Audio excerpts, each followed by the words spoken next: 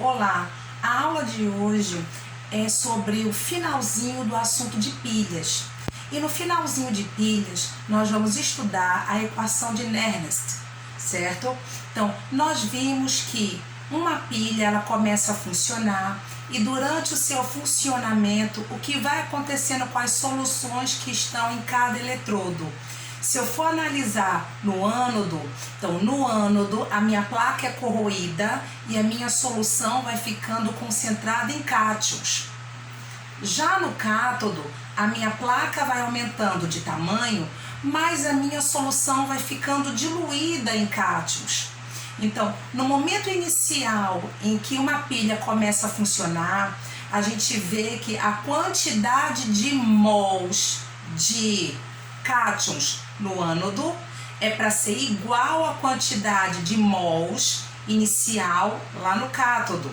Então, ânodo e cátodo vão apresentar a mesma quantidade de cátions. A partir do momento em que a pilha vai funcionando, o que vai acontecendo? Novamente, a quantidade de cátions do ânodo vai aumentando e a quantidade de cátions do cátodo vai diminuindo.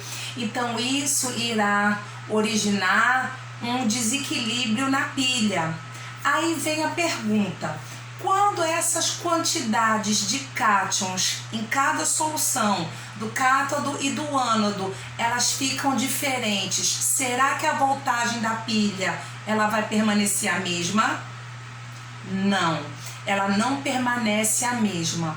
Conforme o funcionamento da pilha, então a voltagem dela vai diminuindo porque há um desequilíbrio entre as cargas. Como eu disse anteriormente, novamente, no ânodo a quantidade de cátions na solução vai aumentando com o funcionamento da pilha e no cátodo a quantidade de cátions vai diminuindo.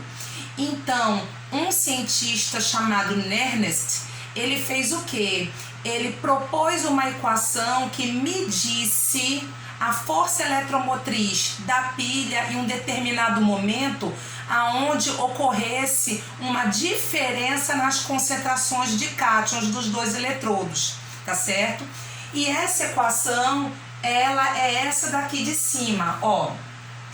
Força eletromotriz da pilha em um determinado momento é igual à força eletromotriz inicial, aquela força eletromotriz que a gente faz o cálculo, né, dizendo qual é a diferença de potencial originada com aqueles valores na tabela do cátodo e do ânodo, tá certo? Então, essa é aquela força eletromotriz inicial, menos esse R é a equação, é a constante universal dos gases, tá certo? Só que vocês estão acostumados com aquele 0,032 e tal. Ali em ATM, aqui nós estamos com outra unidade. Então, Joule por Kelvin vezes mol. Então, a constante universal dos gases vezes a temperatura na escala absoluta, que é em Kelvin.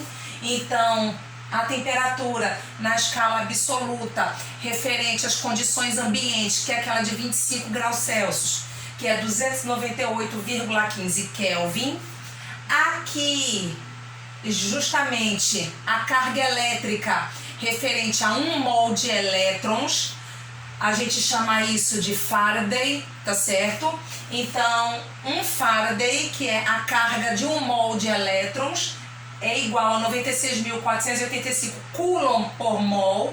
Então, o professor de física já falou com vocês em Coulomb, que é carga elétrica, tá bom? Esse N significa o número de mols de elétrons que saem do ânodo para o cátodo. E aqui o logaritmo neperiano das concentrações dos cátions, certo?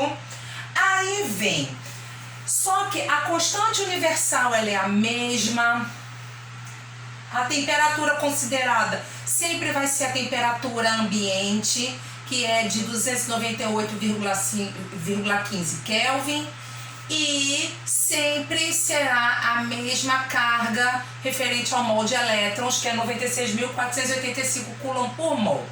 Então, quando a gente multiplica esses valores e divide por esse, eu vou obter esse daqui, 0,0257. Então, eu estou simplificando a minha equação de Nernst, certo? Então, fica, olha, aqui fica a força eletromotriz, ou seja, a diferença de potencial inicial, menos esses valores multiplicados e dividido sobre o número de elétrons que é transferido do ânodo para o cátodo, vezes logaritmo neperiano das concentrações dos cátions. Só que no ensino médio nós não estamos muito acostumados a trabalhar com logaritmo neperiano, mas na faculdade. Então, esse logaritmo neperiano ele foi convertido para logaritmo decimal, que é o log. Então, a fórmula que nós vamos trabalhar para a equação de Nernst será essa daqui de baixo. Então, ó, o que diz essa equação aqui, que nós vamos sempre trabalhar com ela? Será a diferença de potencial em um determinado momento da pilha, não é o inicial, lembra? No inicial, a quantidade de cátions no ânodo é igual à do cátodo.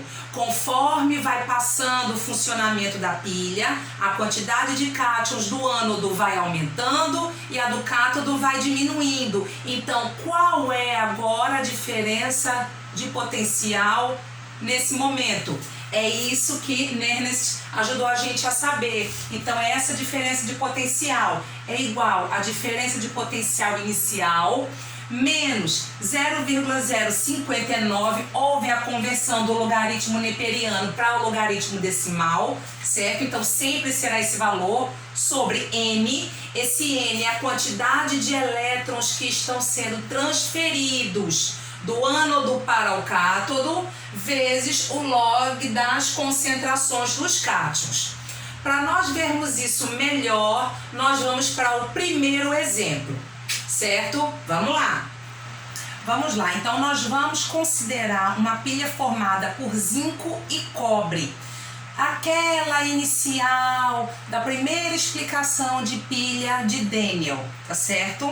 Então, vamos a ela. Então, essa pilha formada por zinco e por cobre, nós vimos que o zinco vai sofrer a oxidação e o cobre vai sofrer a redução. Então, a equação global para essa minha pilha fica da seguinte forma, só relembrando, fica Zn, né, sólido ou zero, mais CO2 mais aquoso,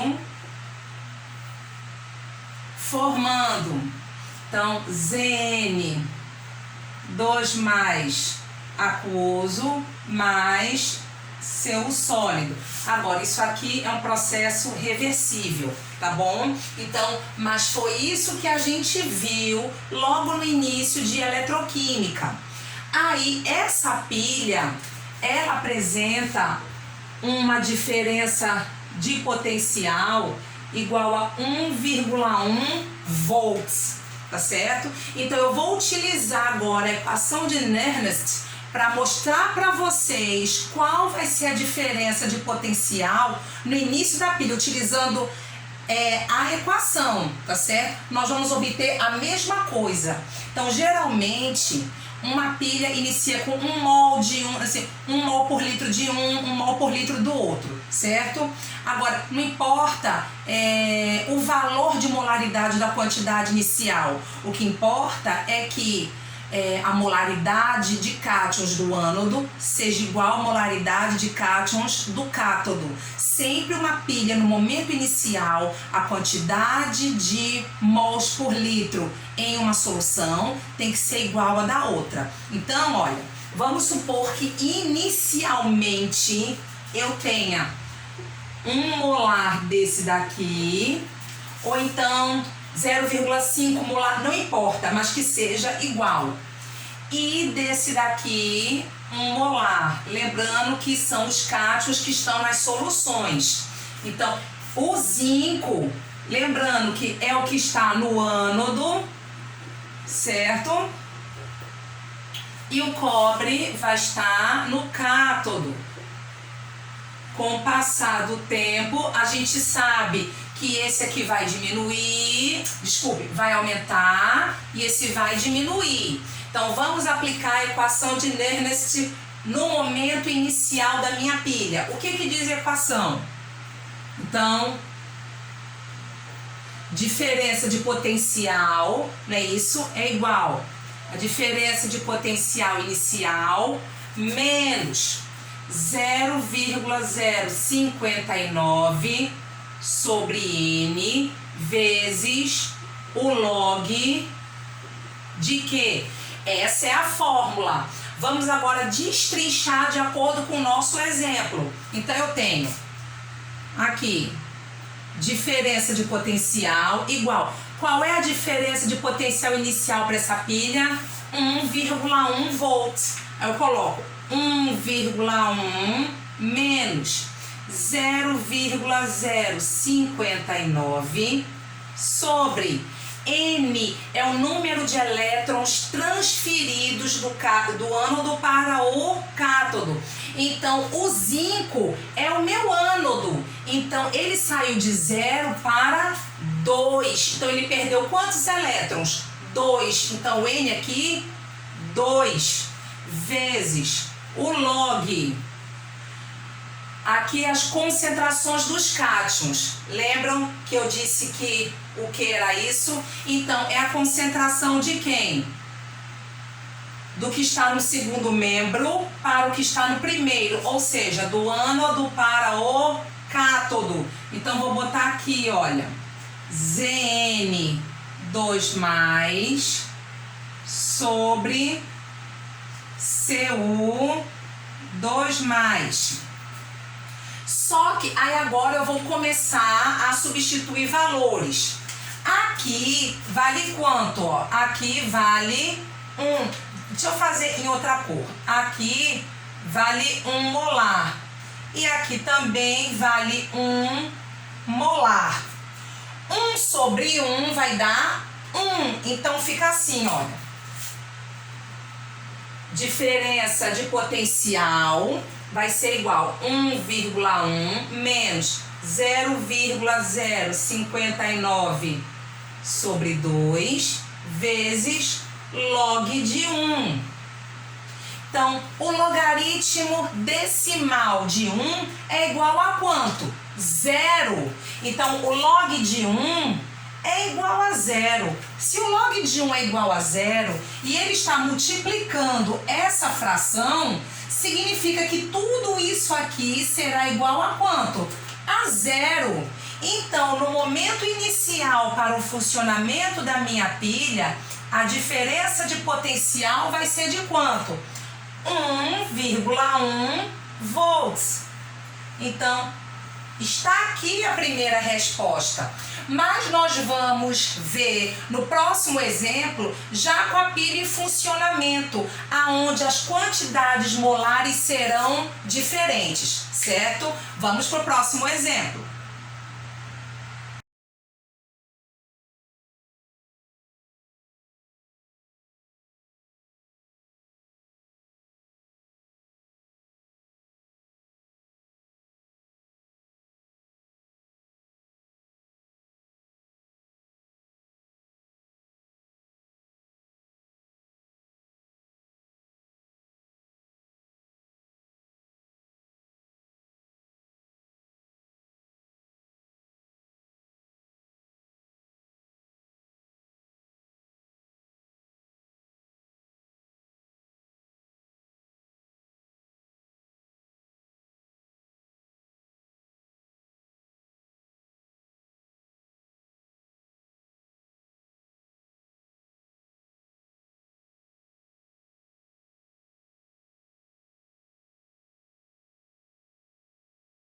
Agora, nós vamos resolver o seguinte questionamento. Diz assim, qual a variação de potencial, ou seja, ΔE, de uma pilha de zinco e cobre após certo tempo de funcionamento, quando a concentração e quantidade de matéria de zinco foi medida igual a 0,8 mol por litro. Aí eu coloquei aqui 0,8 mol por litro. E a concentração em quantidade de matéria de cobre 2+, foi medida igual a 0,2 mol por litro. Eu coloquei aqui, olha, vejam que não existe mais o equilíbrio entre a quantidade de cátions do ânodo e do cátodo. Então significa que a minha diferença de potencial não é mais esse valor. Então, qual vai ser agora a diferença de potencial quando eu estou com essas concentrações de cátions para o ânodo e para o cátodo? Então, quem resolve isso? Equação de Nernst. Então, vamos a ela. Então, ó, diferença de potencial é igual a diferença de potencial inicial, tá certo? Quando as concentrações são iguais, menos 0,059 sobre N vezes o log de Q. Aí a gente já viu isso aqui, ó. Vamos lá. Delta E igual 1,1 menos 0,059 sobre quantidade de elétrons que saiu do ânodo para o cátodo, 2 vezes o log do segundo membro para o primeiro membro. Quem está no segundo membro é o zinco e quem está no primeiro membro é o cobre. Então fica, ó, aqui, ó, do zinco sobre o cobre. Vamos lá. Então aqui o delta E vai ser igual a 1,1 menos 0,059 divididos por 2 vai dar 0,0295.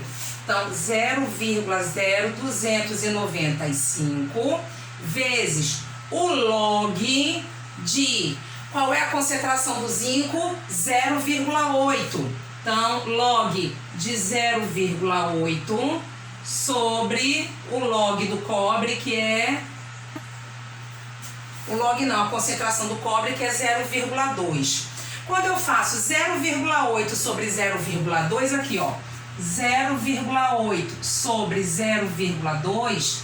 Se eu ando com uma casa embaixo, eu ando em cima também. É a mesma coisa que 8 sobre 2. Vai dar quanto? 4, tá certo? Então, vai dar 4. Então, isso aqui será o quê? Continuando, aqui em cima. Delta E igual 1,1 menos 0,0295 vezes o log de 4. Professora, eu não lembro qual é o log de 4. Não precisa você lembrar dos logaritmos, certo? Então, alguns, lógico, logaritmo de 1, 0, né? Dos outros, muitas vezes as questões vêm com os valores dos logaritmos. Então, log de 4 é 0,602, tá certo? Log de 4, 0,602. Aí eu coloco o delta E igual 1,1 menos 0,0295 vezes 0,602. Multiplicando isso daqui e subtraindo, ó, números bem pequenos. Então, a nova diferença de potencial será de 1,08 volts. Então, olha, vocês vão percebendo que com o passar do tempo as concentrações dos cátions elas vão ficando diferentes. Isso vai ocasionar uma mudança também na minha diferença de potencial. Mas com o funcionamento da pilha, o que vai acontecendo com a diferença de potencial? Inicialmente ela era quanto? 1,1 volts. Com o passar do tempo, então, nessas concentrações, qual foi agora a diferença de potencial? 1,08 volts, tá certo? Então, eu agora vou colocar alguns exercíciozinhos para vocês fazerem. No livro de vocês não tem, então eu vou colocar alguns exercíciozinhos sobre a equação de Nernst e eu vou corrigir esses exercícios na próxima aula, tá certo? Vamos lá!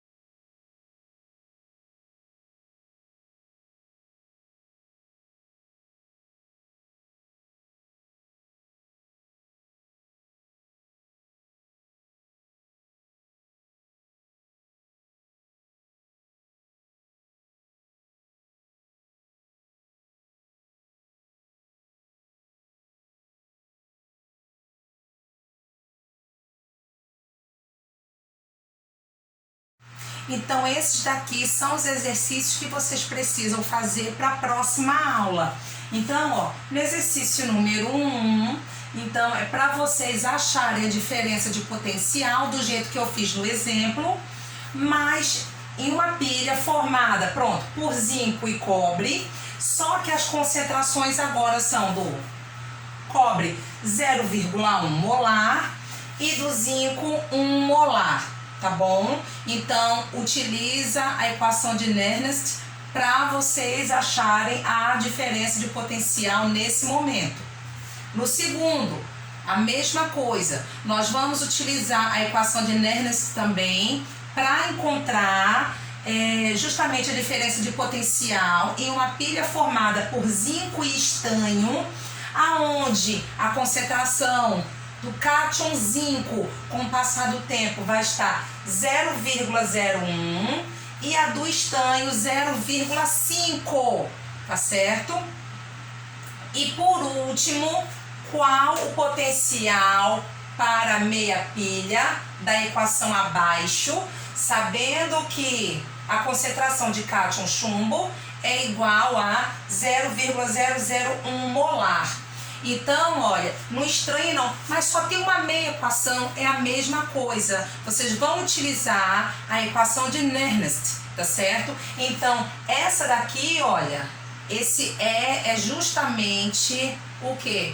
O potencial do eletrodo de chumbo no início da reação da pilha. Vai ser esse daqui, então vai entrar no lugar do ΔE elevado a zerinho. Vocês vão achar o ΔE. Na hora de montar aquele log de Q, que é o log das concentrações dos cátions, eu só tenho aqui um cátion. Tá bom, você vai usar o segundo membro, que é o metal puro. O metal puro é 1 molar, ok? Metal puro é 1 molar. Então, é ele sobre o cátion. É sempre o segundo membro sobre o primeiro. Então, 1 molar sobre 0,001 molar. E vocês vão achar a diferença de potencial, certo? Então, nós vamos agora para o próximo assunto, que é eletrólise ígnea.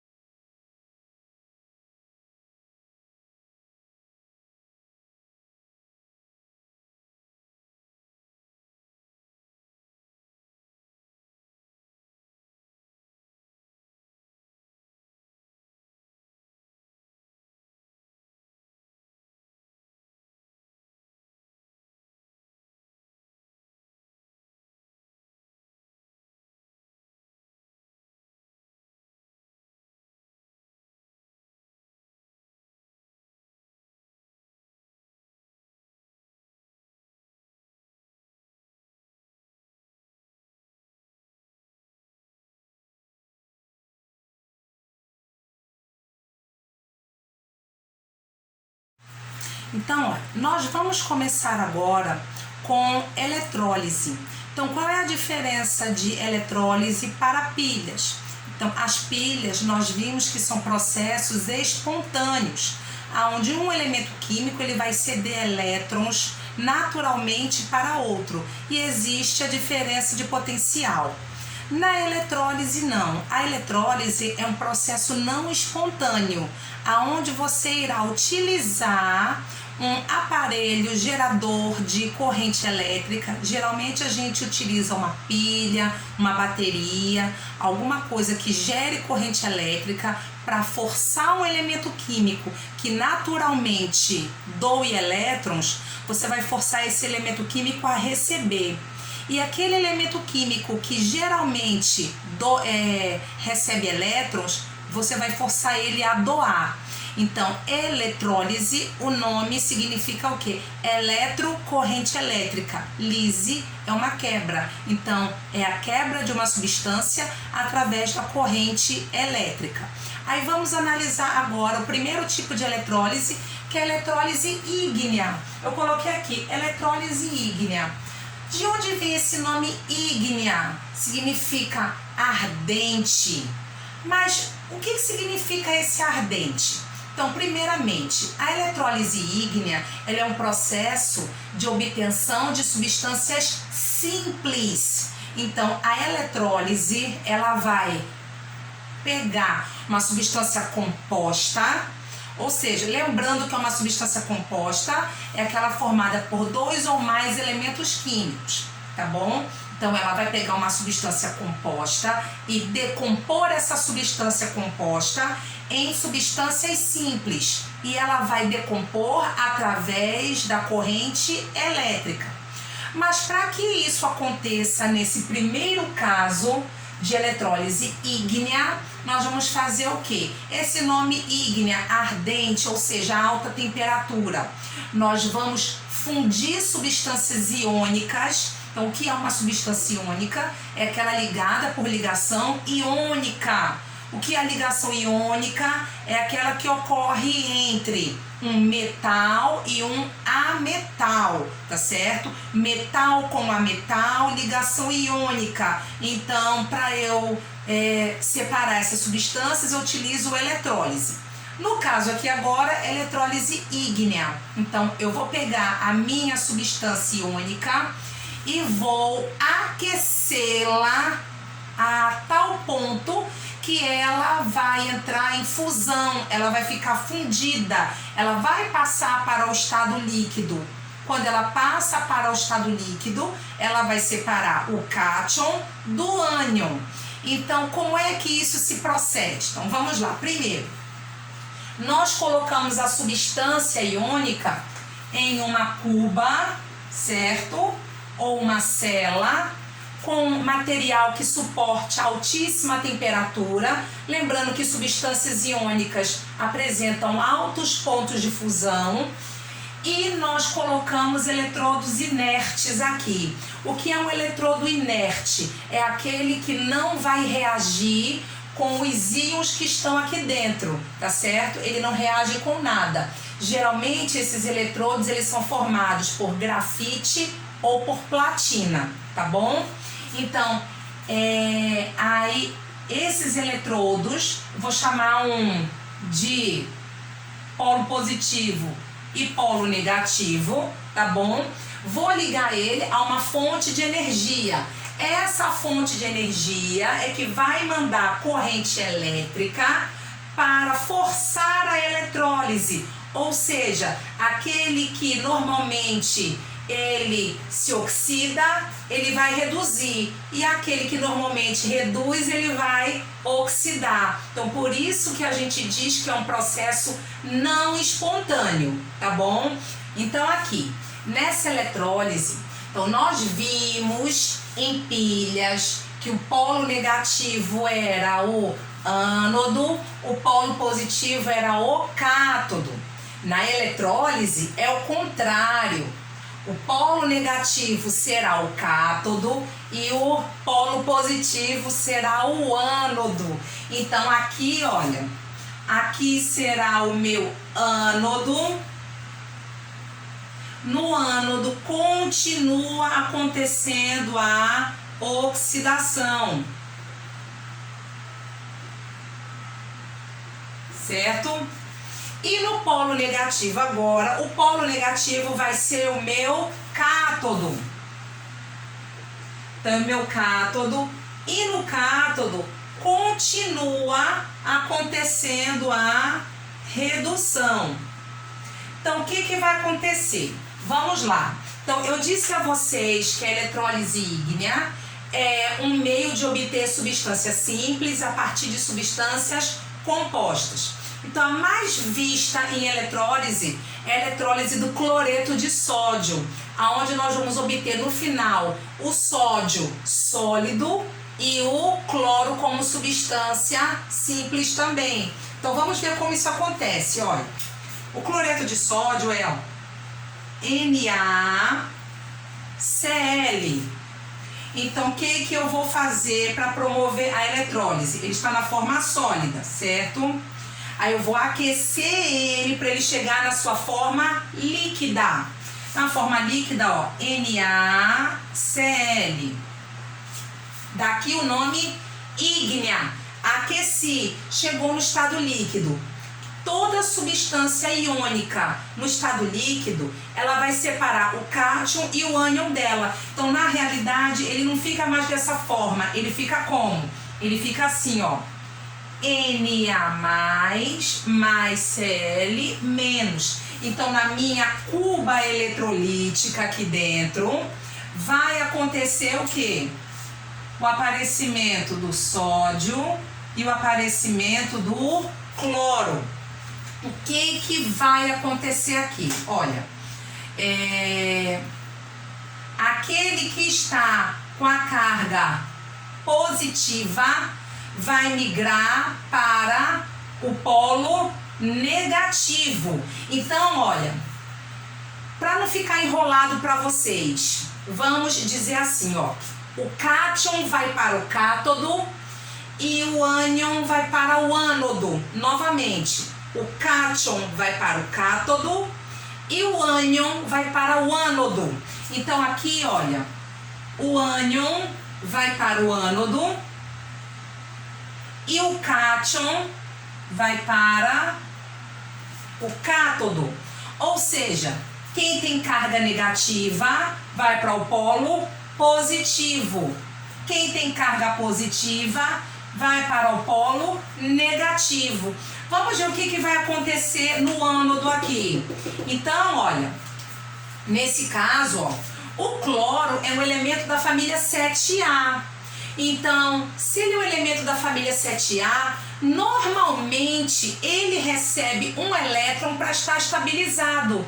Então, ele não é um doador de elétrons. O cloro é um receptor de elétrons. Mas na eletrólise, o que acontece com o cloro? Não só com o cloro, mas com os outros ametais. Ele vai migrar em direção ao ânodo. No ânodo acontece oxidação. O que é a oxidação? É a perda de elétrons. Então, o que acontece com o cloro é isso aqui. Olha, eu vou escrever aqui em cima, tá bom? Então, o que acontece com o cloro é o Cl- será obrigado a largar o elétron dele. Ele vai sofrer uma oxidação, ele vai largar o elétron dele para formar uma substância simples.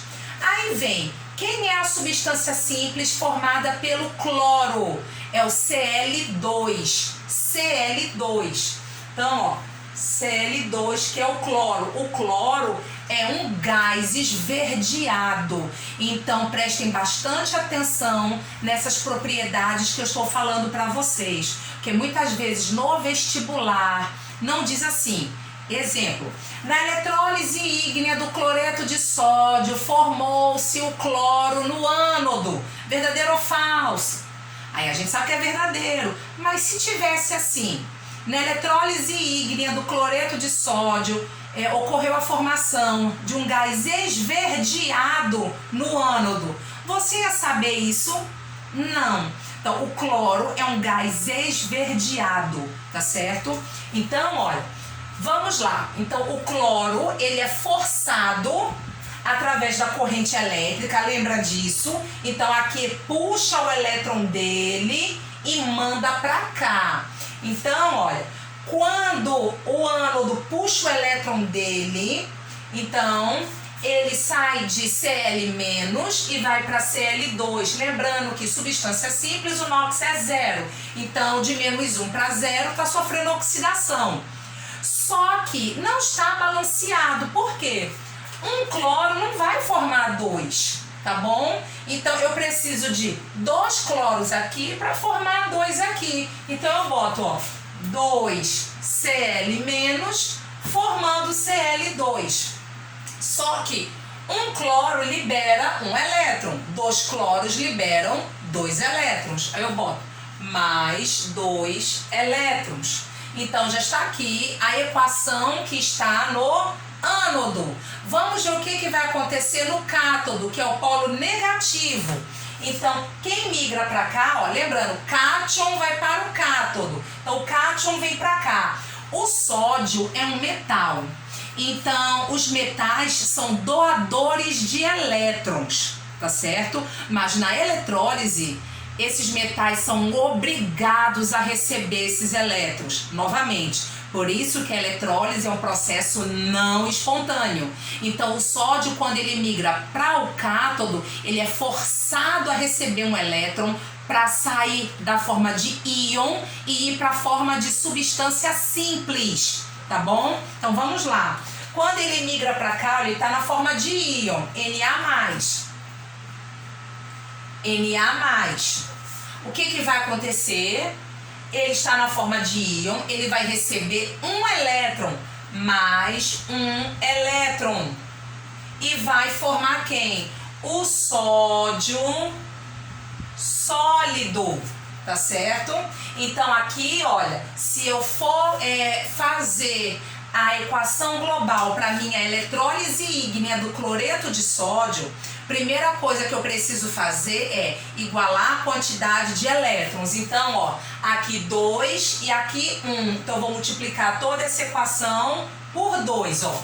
Multiplicando por 2, aqui vai ficar 2, aqui vai ficar 2 e aqui vai ficar 2, ó. Aí eu corto os elétrons, certo? O que eu tô formando aqui embaixo, ó? 2 Cl- mais 2 Na+, que isso aqui, na realidade, vai ser 2 NaCl, certo? É isso? Forma quem? Cl2 gasoso mais 2 Na sólido. Então, essa é a equação global para minha eletrólise ígnea do cloreto de sódio. Novamente, qual é o objetivo da eletrólise ígnea? Ou a outra também, que nós vamos ver na próxima aula, que é a eletrólise meio aquoso, é pegar substâncias simples e transformá-las, substâncias compostas, desculpe, e transformá-las em substâncias simples. Então, a eletrólise ígnea, como nós estamos falando dela, é a forma de obtenção de substâncias simples.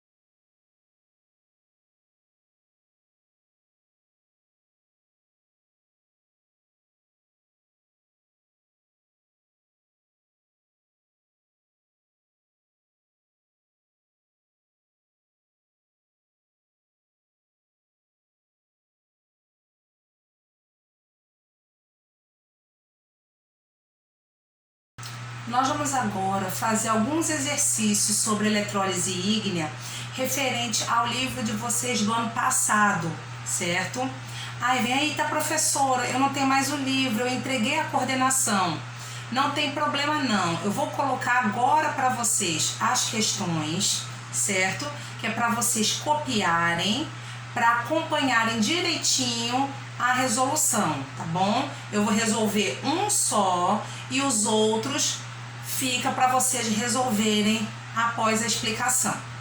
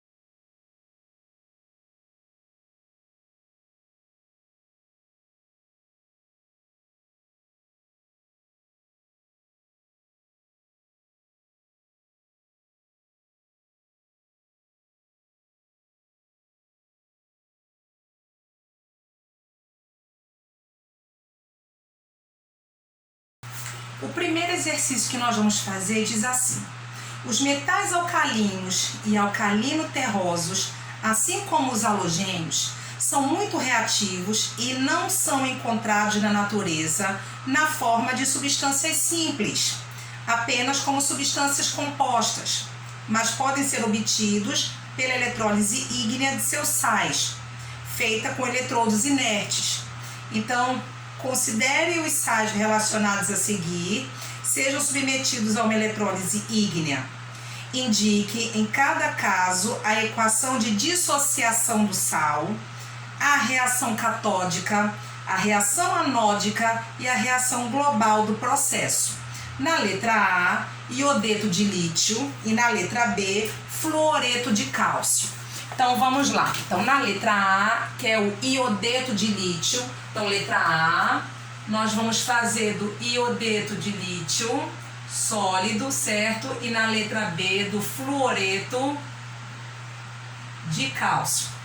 Então vamos fazer eletrólise ígnea. Então olha, vale salientar para vocês como a questão falou, que metais alcalinos, metais alcalino-terrosos e os halogênios são elementos químicos muito reativos. Então, por serem muito reativos, realmente eles não são encontrados na forma de substância simples na natureza. Mas essa informação vocês já viram quando estudaram tabela periódica lá no primeiro ano. Então, a forma de se obter metais alcalinos, que é a família 1A, e metais alcalino-terrosos, e o alumínio também, é somente por eletrólise ígnea. Nem a eletrólise meio aquosa ela consegue obter esses elementos químicos. Eu só obtenho metais alcalinos, alcalino-terrosos e o alumínio através da eletrólise ígnea. Então, essa questão pediu para vocês acharem a reação anódica, a catódica, a reação global, certo? E a ionização deles, quando eles estão fundidos. Então vamos para a letra A. A letra A é o iodeto de lítio. Então o iodeto de lítio, ó, fazendo aqui, ele está na sua forma sólida. Então, a gente sabe que na eletrólise ígnea, a substância é aquecida até chegar no estado líquido. Então, vamos começar. É a primeira equação que nós vamos colocar, ó. Letra A. Então, ó. Li, líquido, está fundido, não esqueça, vai formar quem? Li mais o I menos. Sempre o primeiro elemento químico é o cátion, o segundo é o ânion. É assim que a gente escreve uma substância iônica. Primeiro o cátion, depois o ânion. Então a gente separa. E através da regra de Knox, a gente já sabe as cargas que eles têm. Lítio, família 1A, carga mais 1. Iodo, família 7A, carga menos 1, tá certo? Aí vamos lá. Nós vimos que o cátion migra para o cátodo e o ânion migra para o ânodo. Novamente, cátion migra para o cátodo e ânion migra para o ânodo. Então, eu vou escrever a reação anódica. Eu vou escrever a oxidação primeiro. Lembrando, na eletrólise, o ânodo sofre oxidação e é o polo positivo. O cátodo sofre redução e é o polo negativo.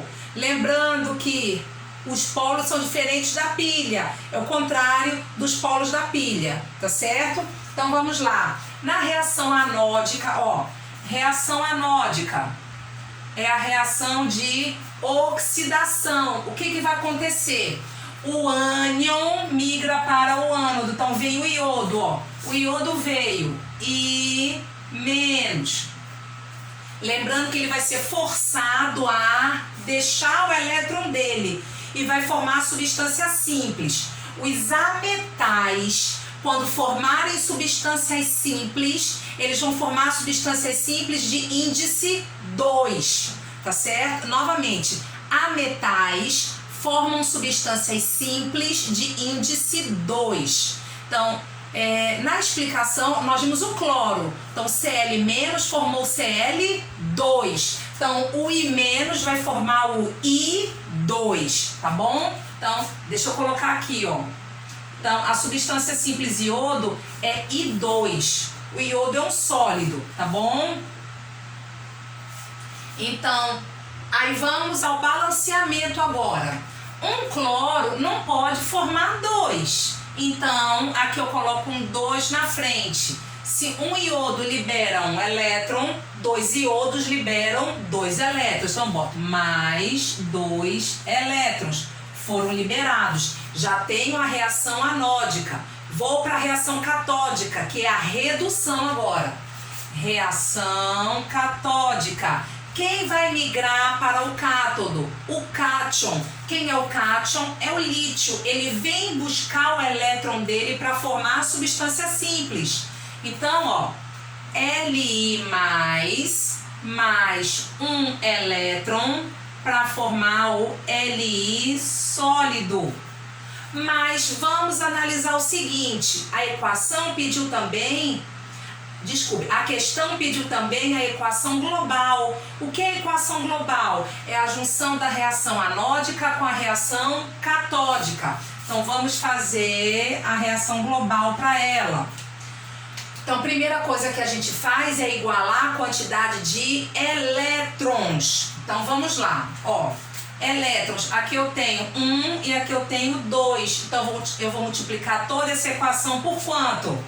Por 2. Então, coloco, ó, 2. Aqui eu boto um 2. E aqui eu boto um 2. Tá bom? E vou igualar agora os íons com a parte de cima. Então, ó, 2Li mais e aqui Li mais. Então, se aqui eu tenho 2 e aqui eu tenho 1, vou multiplicar toda essa aqui por 2 também. Então, fica, ó, 2, 2 e 2. Agora eu vou montar a minha equação global. Vou cortar, ó, lítio com lítio na forma de cátion, iodo com o iodo na forma de ânion, elétrons com elétrons, sobrou o que aqui? 2 Li sólido, líquido, desculpe, né, que já está fundido, formando I2 sólido mais 2 Li sólido. Lembrando que o iodo foi formado no ânodo e o lítio foi formado no cátodo. Vamos agora para a letra B.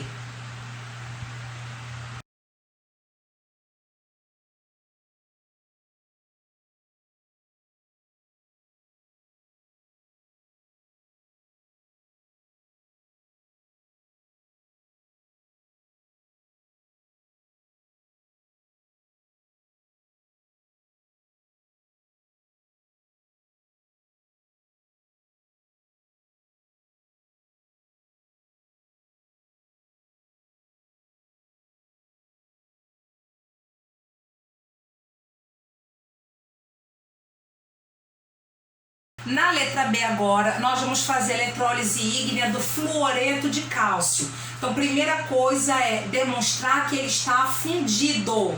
Então, olha, CaF2 líquido irá formar quem? Vamos lá.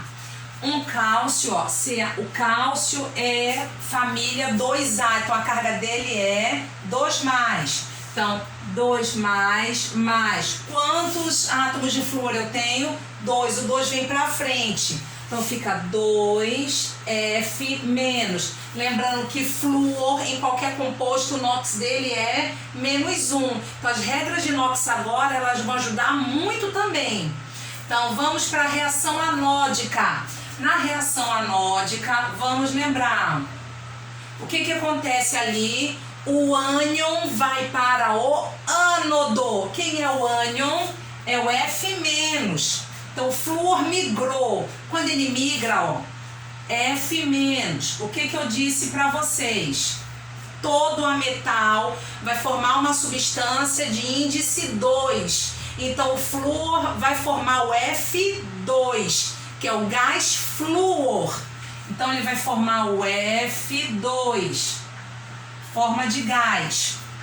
Um flúor não pode formar 2. Por balanceamento, aqui eu coloco 2. Se um flúor libera um elétron, 2 flúors, né, ou 2 átomos de flúor vão liberar 2 elétrons, mais 2 elétrons. Vou agora para a reação do cátodo. O cátion migra para o cátodo. Então, reação catódica. Veio o cálcio agora. Ca2+. Então, ele vai ser forçado agora a receber 2 elétrons. É isso, ó. Mais 2 elétrons para formar o cálcio sólido. Lembrando que a eletrólise é um processo não espontâneo. Então, geralmente, o flúor, ele é receptor de elétrons. Aqui, ele é obrigado a doar. O cálcio, normalmente, é doador de elétrons. Aqui, ele é obrigado a receber. Tudo isso para quê? Para obtenção de substâncias simples. Então, aqui, olha, o que eu mostro para vocês? Que foi formado o gás flúor e o metal cálcio. Então, vamos agora para a equação global.